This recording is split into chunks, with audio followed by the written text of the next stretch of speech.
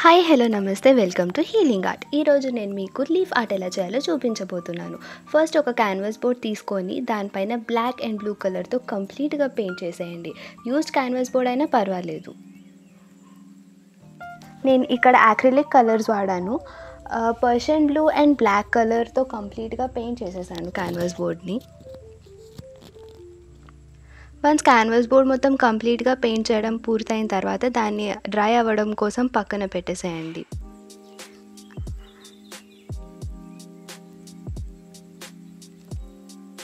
Canvas board dry అయ్యేలోపు palette తీసుకొని అందులో టిటానియం వైట్ పెయింట్ తీసుకొని ఏదైతే లీఫ్ తీసుకున్నారో ఆ లీఫ్ని కంప్లీట్గా వైట్ కలర్తో పెయింట్ చేయండి, లేదా పెయింట్లో ముంచేసి లీఫ్ ఇంప్రింట్స్ వేయండి.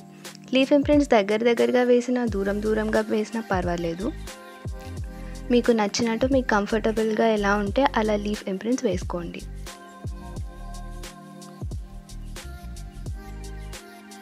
లీఫ్ ఇంప్రింట్స్ వేయడం కంప్లీట్ అయిన తర్వాత మళ్ళీ క్యాన్వాస్ బోర్డ్ని ఆరనివ్వండి. నేను ఇక్కడ బ్లూ కలర్ తీసుకొని చాలా ఎక్కువ వాటర్లో చాలా తక్కువ బ్లూ కలర్ మిక్స్ చేసి ఆ వాటరీ పెయింట్ని క్యాన్వాస్ బోర్డ్ పైన పెయింట్ చేయండి.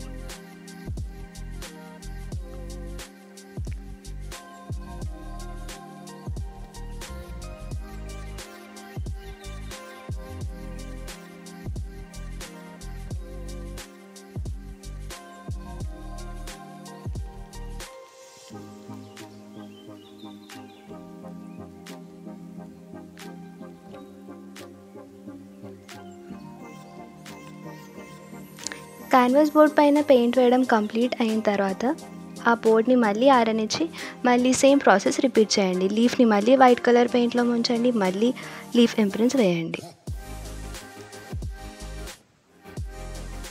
ఈసారి గ్యాప్స్ ఏం లేకుండా ఉండేటట్టు కవర్ చేసుకోండి.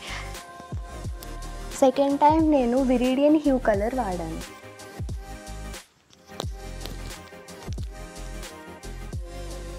ఈ కలర్సే వాడాలని రూల్ ఏం లేదండి, మీకు నచ్చిన కలర్స్ వాడుకొని నచ్చినట్టు పెయింట్ చేసుకోవచ్చు.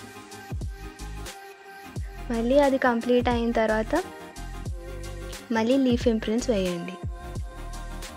ఇలా మీకు నచ్చినన్ని టైమ్స్ లీఫ్ ఇంప్రింట్స్ వేసుకోవచ్చు.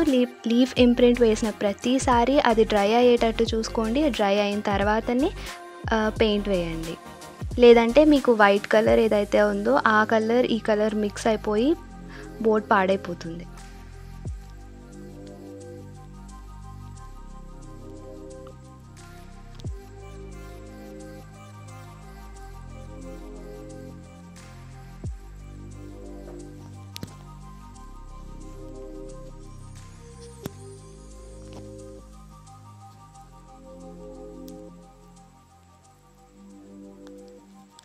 సో చూసారుగా ఫ్రెండ్స్, ఇలాగ కంప్లీట్ చేశాను.